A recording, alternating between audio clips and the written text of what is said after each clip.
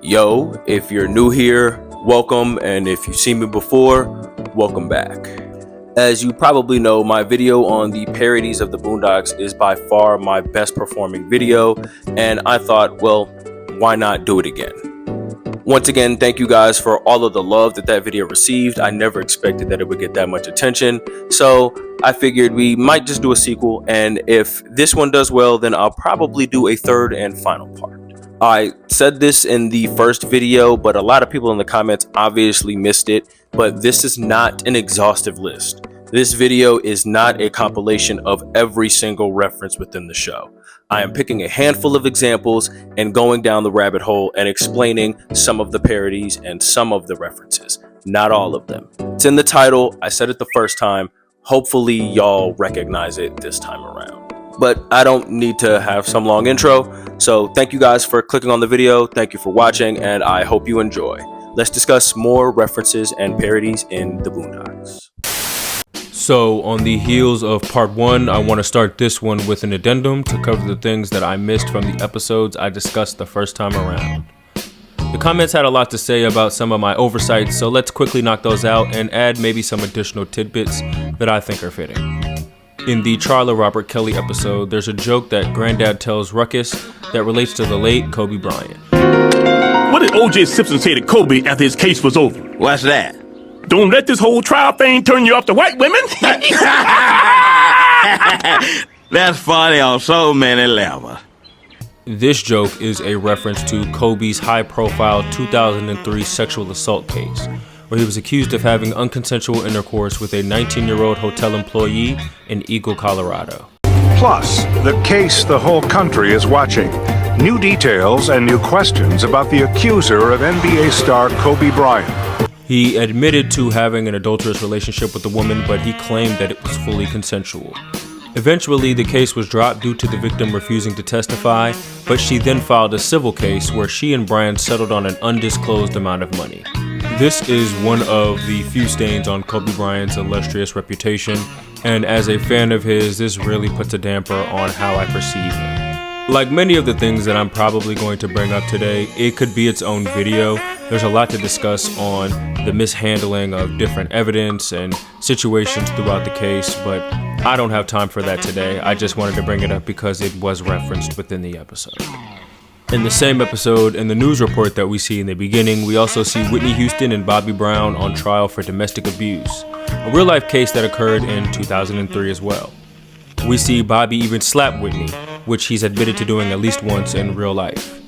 Whitney supported him throughout the real-life trials, however, claiming that he never hit her and that she does the hitting. But there were rumors that the loyal wife was concealing a secret, violence in the home. Has he ever hit you? No, he's never hit me, no. I've hit him. In anger. Wait a minute, come over here. Come over here. I can't do this anymore. I can't do this. You have to come over here. Have you ever hit her? No. I wouldn't. What is hitting me? Never. Their relationship in reality was an insane roller coaster of alleged abuse, drug addiction, and more. Once again, the further details go far beyond the scope of this video. I was also reminded several times in the comments of the last video that smoking with cigarettes is also a parody of Halloween. This went clear over my head, and honestly, I'm not sure how that happened. I've definitely seen the movie more than once, but I clearly was not paying attention. The bald white guy that I referenced is named Dr. Doomis, a play on the character Dr. Loomis, who is one of the main protagonists in the Halloween franchise. I met this 6-year-old child with this blank, pale, emotionless face and the blackest eyes, the devil's eyes. I spent 8 years trying to reach him, and then another 7 trying to keep him locked up because I realized that what was living behind that boy's eyes was purely and simply evil. I saw this 5-year-old child with a blank, emotionless face and eyes that had absolutely no compassion in them, no conscience whatsoever. I spent the first year trying to help him, and the last 2 years trying to have him locked away forever with no hope of release. Because I realized that what was living behind that boy's eyes was not human. And also a mashup of, obviously, the Marvel villain Doctor Doom. The character of Dr. Loomis appears in 8 of the 13 Halloween films and is Michael Myers' former psychiatrist who's trying to bring the deranged murderer to justice. I'm not sure how I missed this one because it's so on the nose, but thank you to everyone who pointed it out. Oh, and the fight between Riley and Lamilton on the rooftop is a reference to Juice.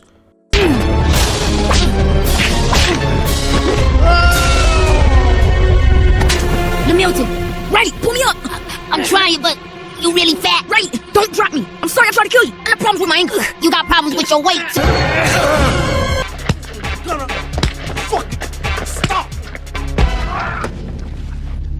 Come on, Q, don't let me go. I got you, bitch. Man, come on, hold on. Q, don't let me go. Just hold on, man. I can't hold on, man.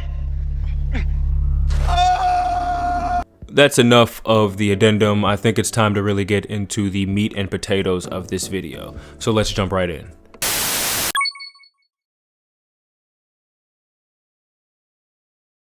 My name's Jimmy Rebel. This first number's a song I wrote. It's very near and dear to me, and it's about niggers. A 1, a 2, a 1, 2, 3. Step back, silverback, hold on, blackie. Steal some gas for your Cadillac. Head downtown with them coons and clowns. Just stay away from me. The first segment of the last video was relating to the N-word, so I feel it's only right that we stay in that same wheelhouse this time around. I want to start with Season 3, Episode 4, The Story of Jimmy Rebel.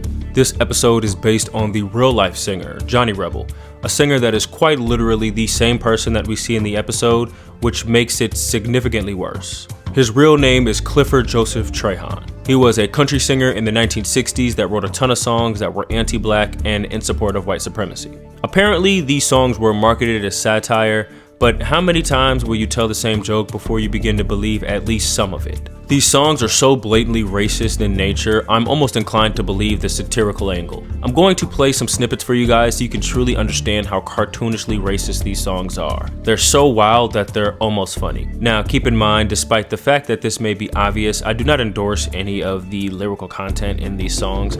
I am simply putting them in for educational purposes. I like sugar and I like tea, but I don't like niggers. No siree, there's 2 known things that'll make me puke. That's a hog eating slop and a big black spook. You know it, cause I show it like a barnyard rooster. I crow it, and the end of a lacy peak. Would sure like to get a hold of nigger hating me. If you smell something funny when you walk down the street, you're in Coontown. You look and see garbage all over the street, you're in Coontown. Up and down the street there ain't nothing but trash. Nigger girls trying to get a nigger boy's cash. Then you even see a spook with a big mustache in Coontown. Now, as time went on, Trahan began to backpedal and claimed that it was all an elaborate grift and that he was using the racist angle to sell records at the time because of how tense race relations were. At that time, there was a lot of resentment, whites towards blacks and blacks towards whites, so everyone had their own feelings. Lots of people changed their feelings over the years. I basically changed my feelings over the years up to a point. Never was it ever in my idea that I was going to write up these type of songs, and I was just writing them off the feeling of the time. It wasn't like, I'm gonna jump up today and write about blacks. In them days, that just seemed like the natural thing to do. In 1971, he released his album For Segregationalists Only. Because this album was controversial, he was never able to reach any level of mainstream airplay, and he eventually fell into obscurity. However, thanks to the internet, he had newfound fame in the early 2000s. He ended up recording new music in 2003, including the Infidel Anthem in response to 9/11. We're gonna catch Osama bin Laden hanging by his yeah. We're gonna fuck bin Laden and make the little bastard pay. We're gonna kill Osama bin Laden hanging by his yeah. He can run, he can hide. We're gonna find him anyway. He even ended up promoting his song on The Howard Stern Show, which is baffling but simultaneously not really surprising. Now, when you say, like, some niggers never die, they just smell that way. Yeah. I mean, that seems to me you don't like black people. No, listen, is this Howard? Yeah. Okay, listen, I don't have a thing against the black race.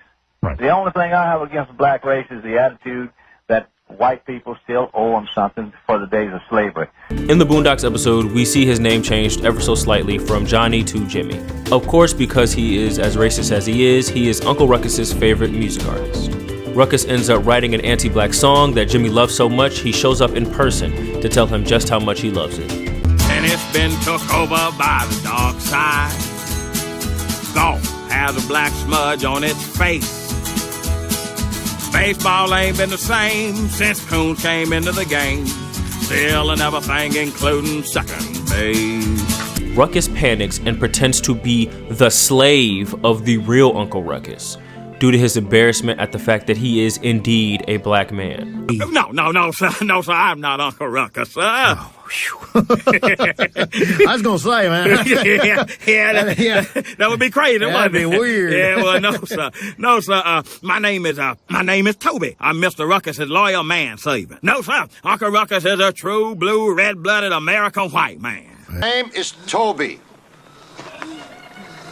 You're going to learn to say your name. Let me hear you say it. What's your name? Kunta Kinte. Ruckus actually gets Granddad to pretend to be the real Ruckus, but he wisely comes to his senses and breaks the illusion fairly quickly. Fair Queen and Cadillac King, help me, I'm surrounded by coons. Don't let your nigglets grow up to be niggers. I almost NAACP'd myself. Spooks of hazards, black toes, and ghettos. What the? How about those crack babies? Nigger, stay out of my life. And niggers don't die, they just smell that way. Okay, that's enough. Get the out of my house. What the hell? Despite being lied to, Rebel is so fascinated with the fact that he met a self-hating black man that he goes forward with creating a song with Ruckus. Jiggerboo, niggerboo, colored coonie. Black porch monkey, brown baboon, Melon muncher, chicken bone sucker. blue, black, silverback, big spear chucker. Any way you figure, the president's a nigger to me. That's good. Now, the label initially is against this because they are indeed racist records, yet they're working with a black man. However, Rebel makes the case that Ruckus is arguably the most racist person in the room, which is honestly true. They go on to perform together, and Rebel ends up having to defend Ruckus from the backlash that they receive. What? What in the Get that nigger off the stage! Rebel then tells Ruckus that he's changed the way that he sees black people. And in one of the funniest possible twists that they could have come up with, Ruckus abandons the venture because Rebel is indeed not as racist as he originally thought him to be. You remember when I said how we hate the blacks because of their attitudes? Yeah? Well, I think that's a load of You're just like one of us, Ruckus, but they still hate you. And it's not your attitude, it's because you're black. And know what else I realized? Most rednecks are really stupid. And I mean really stupid. I've made some of the best music of my life with you, Ruckus, and I don't intend to stop. I'm sorry, Mr. Rebel, but I can't make music with you no more because you are not the racist I thought you were. Ruckus, wait a minute! How the writers were able to spin this narrative off of some racist country singer from the 1960s is beyond me, but I love everything about this episode. It's funny, but in the saddest way possible, considering that this was a real person. Johnny Rebel passed away in 2016 at age 77, and I'm sure he's looking up at us fondly. Well, not me, for obvious reasons. He's black! He's black! He's not! He's not! Of course, an Al-Qaeda lover like Martin Luther King wants us to just roll over and let the terrorists win because he hates America. My suggestion, go take another 30-year nap, commie bastard. Let's move from one extreme of the racial spectrum to the polar opposite and discuss an episode surrounding arguably the most famous leader in the civil rights movement. Season 1, Episode 9, Return of the King, is about Martin Luther King himself. This episode isn't a parody of real-life events, quite the opposite. This episode is a hypothetical scenario where MLK was not killed when he was shot in 1968. Instead, he was put in a coma and woke up in the year 2000. The rest of the episode is social commentary on what the writers believed would be the fallout in this said hypothetical. And although it could never be proven, I think they're kind of right. Throughout, we see MLK becoming more and more disillusioned with the current state of the black community. He begins to realize that, as effective as his methods may have been before, this is an entirely new generation, more complacent and ignorant. People took to the streets to celebrate the return of their king. Oh! That's my nigga MLK! Hey, what's up, folks? Hey, that kind of dream shit was off the chain, nigga. Hey, hold up, folks. Let a nigga roll, let a nigga march. Thank you very much. What's up, nigga? He learned that streets named after him weren't the very safest. In many ways, content with the current state of affairs and no longer seeking progression, at least to the same degree that we used to. Now, obviously, this is exaggerated within the episode, but it's not far off base. As time has gone on, personally, I feel that the black community is no longer as united, and our progression is no longer prioritized, at least to the same degree. And that's a sentiment echoed throughout this episode. Initially, MLK is resistant to adjust to the modern media in order to get out his message, but alongside Huey, they put together a meeting for a black political party. Huey, I just don't think I belong in this new world. I don't know if I need the 20 gig iPod or the 40 gig. A political party. Not just any political party. A black revolutionary political party. Dr. King becomes a bit overzealous in getting his message out, and it ends up bringing the lowest common denominator in the most ignorant crowd possible. There were the hustler preachers. And that's why you have to go buy a new book, so God can help you lose weight and get a husband with the benefits. The rapper truce. Oh yeah, and there was also the inevitable. Hey, security! Come get these ghetto-ass niggas! Niggas always gotta mess some shit up! It is a collection of the worst stereotypes within the black community, and it ends up getting to the point where Dr. King has had enough. You ignorant niggas, please shut the hell up!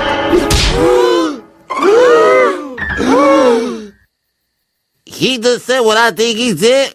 Is this it? This is what I got all those ass whoopings for? I had a dream once. It was a dream that little black boys and little black girls would drink from the river of prosperity, freed from the thirst of oppression. But lo and behold, some 4 decades later, what have I found but a bunch of trifling, shiftless, good-for-nothing niggas? And I know some of you don't want to hear me say that word. It's the ugliest word in the English language, but that's what I see now, niggers. And you don't want to be a nigger. Cause niggas are living contradictions. Niggas are full of unfulfilled ambitions. Niggas wax and wane. Niggas love to complain. Niggas love to hear themselves talk but hate to explain. Niggas love being another man's judge and jury. Niggas procrastinate until it's time to worry. Niggas love to be late. Niggas hate to hurry. Black entertainment television is the worst thing I've ever seen in my life. And this speech actually works. The black community wakes up, the televised revolution actually arrives in 2000, and Oprah becomes president. In terms of social commentary, I think this episode is terrific, but there's really not a ton else I can discuss from this episode. I think the scenario outlined within the episode is very similar to how this would actually transpire in the modern day. Thank God Oprah did not become our president, though. It's the one thing I know for sure, is I will never run for office. But I would say that for many years, I used to think, until this election year, I thought, wow, why do people say that? I have no qualifications to run. I'm feeling pretty qualified. But this reportedly actually almost came to fruition in 2020, which is crazy to think about. On a more personal note, though, I will just say this. MLK is not coming back. Malcolm X is not coming back. None of the leaders of old are coming back to take the charge. If we really want change, we can't sit around complaining about it. There are societal issues that are plaguing us that are out of our control and that we didn't choose to be a part of, but we do have the choice to move forward and do our best to work through these issues. And so the philosophy of this new political party might be considered extremely leftist by some. Do you love America? Sorry? You sure as hell are, buddy. Why can't liberals ever answer that question with a simple yes, huh? If you ask me if I love America, I say yes. Why can't you say yes? Say you love America right now. Say it. The party's basic philosophy is... Say it! Sir, I will not be... Say it or shut up! We'll be back with more fair and balanced coverage. He just hit him!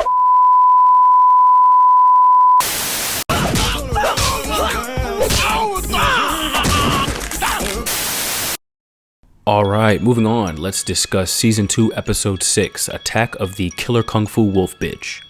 This episode is less of a parody and more so just an episode full of references, a couple of which I actually find interesting. Let's bring up one of the smaller ones before I get to one that I thought was genuinely hilarious. Firstly, the Kumite. Have you heard of the Kumite? Did you say Kumite? Uh-huh, the Kumite. What's a Kumite? The Kumite is a mythical invitation-only martial arts tournament with the deadliest fighters in the world. So you like Jean-Claude Van Damme? Damn. But the Kumite is referenced several times throughout this episode, and as it's most commonly known, comes from the film Bloodsport in 1988, starring actors like Jean-Claude Van Damme and Forrest Whitaker. The story is based on the real-life martial artist Frank Dux, who claims to have actually competed in the Kumite in real life. The film is based on his personal accounts, but it's been hotly debated whether or not the tournament actually exists in real life. The term Kumite is 1/3 of the main fundamentals of karate, but the tournament is something entirely different. The tournament is described as a secretive martial arts tournament where the greatest martial artists face off in order to prove who is the greatest fighter on the planet. The Mortal Kombat games were inspired by this concept, and Johnny Cage is even based on Van Damme. Finish him!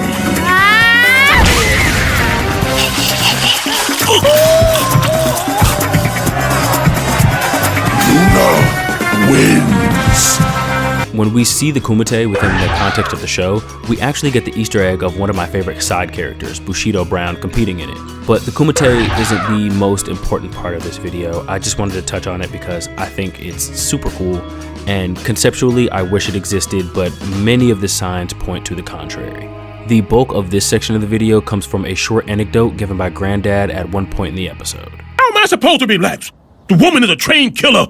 Do you know the story of Brenda Ritchie? You mean Lionel Richie's wife? No, Lionel Richie's ex-wife. It was 1988. Brenda Ritchie had just caught Lionel in bed with his future ex-wife, Diane Alexander. Oh, I was hoping I would catch you up in here with that white bitch.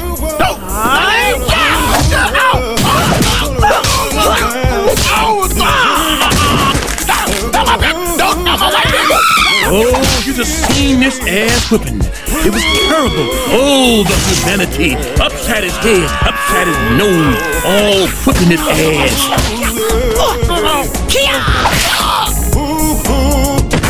Oh, it was terrible. Terrible. How could you know that's how it happened? Were you there? Brenda Ritchie knew Kung Fu! Now, as usual, this scene is exaggerated for comedic effect, but this also actually did happen.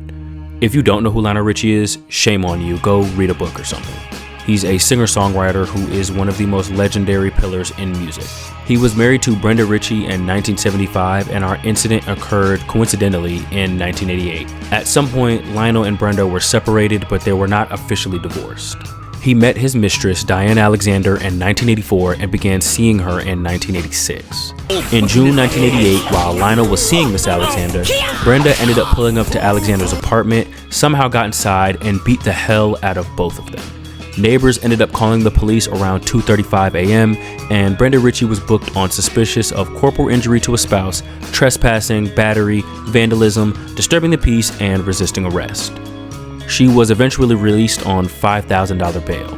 Apparently though, the ass whipping was worth it because, like Granddad stated, Alexander would go on to become Lionel's future second ex-wife. So it ended up being less worth it than initially anticipated, but let this be a cautionary tale. I'm not sure what the message is, but I'm sure there's one somewhere in here. You got someone. Don't you love when I come around? It's a scene normally reserved for major Hollywood blockbusters. The faithful have been lined up for days. Some arrived in costume, all for the love of chicken.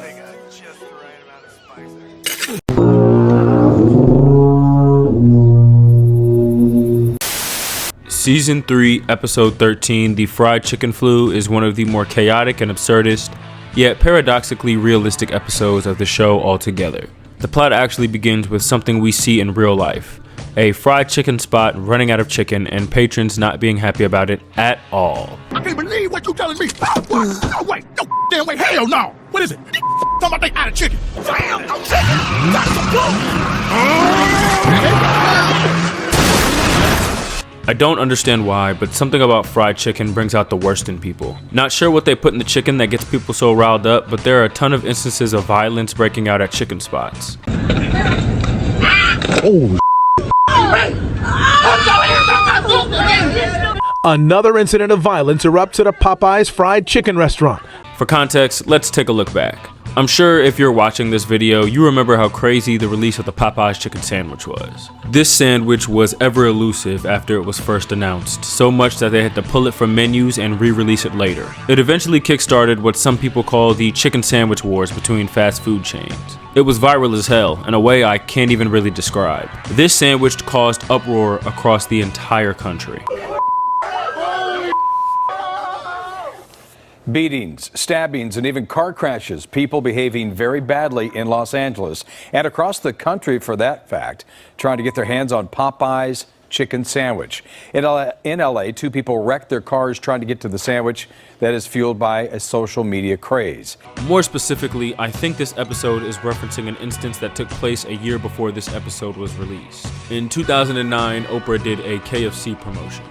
Free grilled chicken, 2 sides, and a biscuit. This caused an influx of customers, and many stores were overwhelmed and ran out of chicken. And a lot of people who obviously were not the brightest were not very happy about not getting their chicken. Fast food chain Popeyes became a victim of its own advertising today. So many customers lined up for a big special. Some locations, including one in Penfield and the city, ran out of chicken. Tonight, customers were clucking their disapproval. Customers at the drive-thru heard this recorded message. Sorry for the inconvenience, but we are all out of chicken and we are closed for the rest of the day. Thank you and have a blessed day. One woman yelled back at the machine. People have kids that they trying to feed for the special, and you mean to tell me that we can't feed our kids? Because y'all didn't order enough chicken. Y'all knew y'all was having this special almost 2 months ago, and that's wrong. You're gonna say you got chicken and you ain't got no chicken. You knew y'all was gonna do this for a year. How am I supposed to feed my family now? I want my chicken. My babies want their chicken. No chicken. No chicken? They just out of chicken. I said, we've been looking forward to this day. I've been looking forward to this day for a long, long time. Go get some damn McDonald's or something. KFC is not the only fast food restaurant on the planet. Get a grip. Once again, there's just something in common about all of these places that sell this fried chicken that just always causes things to go sideways. And this episode, of course, is no different, with the chicken causing not only violence, but a widespread disease called the chicken flu. So responsible for a pandemic that experts are saying could reach biblical proportions. I've never seen any up like, I gotta get out of here! Get out of my way! Anyone that has ingested the chicken within the area becomes incredibly sick. Society within the neighborhood then begins to collapse and basically turns into Mad Max until the disease is revealed to just be salmonella, and the descent into chaos was completely unnecessary. Hey, old woman, suck on dick! That's right, eat an old dick, old bitch! Fall back. Now, Riley, there's no need to be homophobic. Eat it, you pussy punk bitches! The terrorists are using chemical weapons. Retreat! Personally, I love this episode. It's one of the more off the rails and crazy episodes, but it's in the best way. And I don't know, maybe fried chicken does really make people crazy.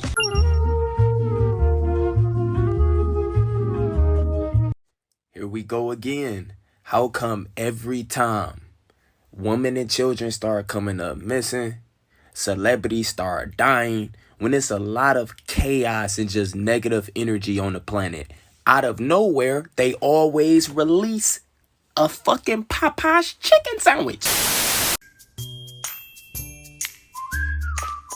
Hey TV executives, ready for another Kardashian show? Good, because the new Kardashian has new ideas. Hot damn, there's just something about her. Yep, I love Kardashian. Not too much of a man to admit it. She has everything I need in a woman. And now, here is our first entry discussing a season 4 episode.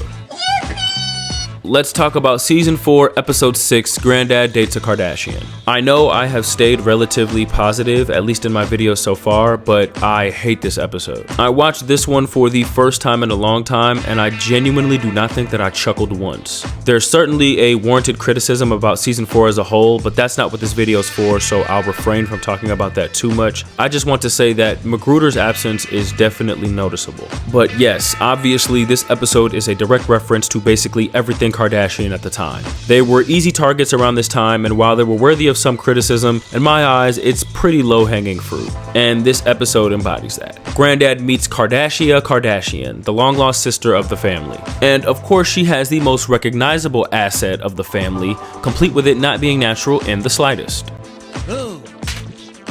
As the episode goes on, it gets noticeably bigger, and about halfway through the episode, her booty literally explodes and almost kills her. I appreciate the final theme before we got promised. What the hell? Oh my god! Look at her butt!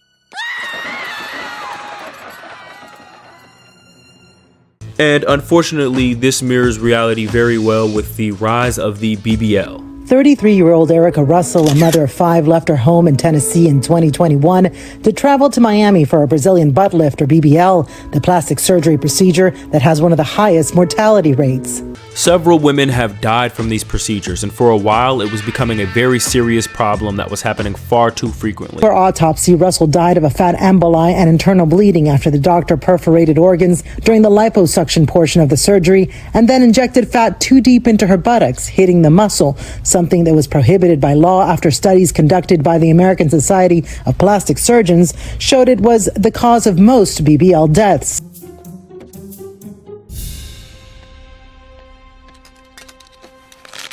It is such bullshit that this is illegal. Not really. I'm putting used Jell-O shots and petroleum in your ass. Whatever it takes to keep up with the Kardashians. According to the National Institute of Health, Brazilian butt lifts are considered the most deadly form of plastic surgery. Nowadays, they have improved, but during the time this episode came out, that was very far from the case. Partially due to the popularity of the Kardashians, BBLs became the fastest growing of aesthetic surgery, and because of how expensive it is, many women began to resort to non-approved medical workers. And of course, with the lower quality of work, the surgery's quality and success significantly decreased. There were 25 deaths between 2010 and 2022 in South Florida alone. Like I previously stated, it is significantly safer nowadays in 2025, but that's enough booty talk. Let's move on to the additional Kardashian references. There's Bench Kardashian, who is basically Rob, the real-life brother of the Kardashians. Are killing me. Oh, God. See, it's the tattoos. No, it's not. It's Kim. Where's the bite on your butt? He's got the tats to match and even the Dancing with the Stars experience. Come on, homie. Bench. Dancing with the Stars. Hey, what the hell? Hey, who the hell are you? Baby, when my baby smiles at me, I go to Rio de Janeiro. He's decently important to the episode, but not really to the video, so there's not really much to go on about in relation to him. Huey says something earlier in the episode that I think is funny, and it's about all of the men involved with the Kardashians. Every single black man who's touched a Kardashian ass, something goes wrong. Their brain gets sucked out. There was this one rapper who went from saying George Bush doesn't care about black people to wearing a leather kilt. Leather! In many ways, more profoundly devastating is the lasting damage to the survivors' will to rebuild and remain in the area. The destruction of the spirit of the people of southern Louisiana and Mississippi may end up being the most tragic loss of all. George Bush doesn't care about black people. And he's not wrong. There's actually a term for this, known as the Kardashian curse. There truly does seem to be a pattern of negative things happening to the men that interact with this family. Now, I can't prove that this is the fault of the Kardashians because correlation does not always equal causation, but it really seems weird that they are the common denominator. For example, Reggie Bush was the best player in college football, winning the Heisman Trophy in 2005 and was drafted into the NFL in 2006. He had a solid first year in the pros, but ended up dating Kim Kardashian in year 2 from 2007 to 2010. Coming off of the heels of being the best player in college football and a solid rookie, his stats began to fall off of a cliff during this period in his career, despite the Saints winning a championship while he was there. However, after they split in 2011, Bush had the best 3 years of his career. Chris Humphries was a pretty mediocre NBA player, but upon meeting Kim, he was having the best year of his career. He and Kim actually ended up getting married, and the marriage lasted for 14 days before they got divorced. Literally 2 weeks. His career never recovered, and he was never a productive NBA player after they divorced. Lamar Odom, a very good NBA player in the 2000s, was married to Khloe Kardashian from 2009 to 2016. Not long after they ended up getting together, he ended up developing terrible drug habits among several other legal issues that lingered even after their marriage. Kanye was married to Kim, and his history of Hall of Fame crash outs goes far beyond the scope of this video. But he did make college dropout, late registration, and graduation. So yeah, I wish I could continue to excuse him, but this man is irredeemable. He's cooked, honestly. And I'm really neglecting to bring up a lot of the names. This isn't even the surface of their entire dating history. This is just a couple of notable examples that kind of follow the pattern.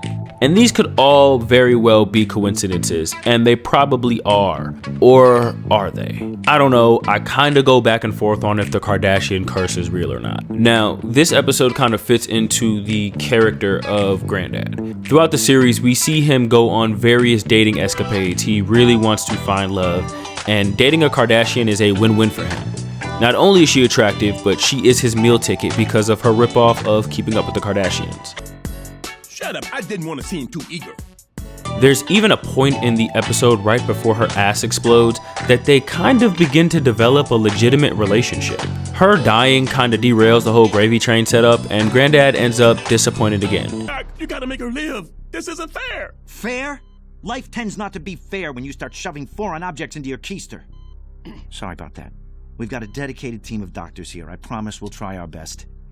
He ends up robbing her corpse and keeps it pushing. This episode definitely tries to have something to say. It tries to have a discussion about the dangers of beauty standards and vanity. It even tries to discuss the cyclical nature of fame and how it can corrupt even the best people. For me, the attempt is evident, but it just doesn't hit the way that an episode in any other season would have. It simply does not tackle the subject matter appropriately.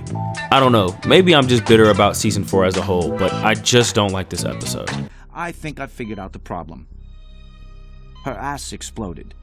I have friends with lots of extra ass. Can we donate? Damn, kind of a negative note to end the video on. Sorry about that, guys. But thank you for watching once again. Keep your eyes out for the next part of this series. That one will probably be the last, I'm not sure. But I'll keep you guys updated. These Boondocks videos are fun as hell to make, but there are some other things that I want to dip my toes into on this channel, so keep your eyes peeled for some non-Boondocks related content. I think I'm going to primarily focus on shows that I find more unique or obscure, so if that sounds up your alley, maybe consider subscribing to the channel. Subscribing, leaving a like, and commenting is the best way to support me, so if you decide to do any of those, thank you very much. If you'd like to support me even further and even gain access to videos early and be credited at the end of the videos, consider becoming a channel member. And although I will be updating you guys here on YouTube, I'm way more active over on X, formerly known as Twitter, and I will probably have additional updates there as well, so consider following that if you're interested. I apologize for the long wait between videos. I have a full-time career that I'm working on top of being married, so while I'm trying to be as productive as I can with putting out content, I think one video a month is about as good as I can do for now. Hopefully as time goes on, I'll be able to prioritize these videos a little more and have a little more frequent content for you guys. Maybe even shorter videos in between longer projects. We'll see as we go. But I won't ramble any longer. Once again, thank you guys for watching, and I'll see you next time.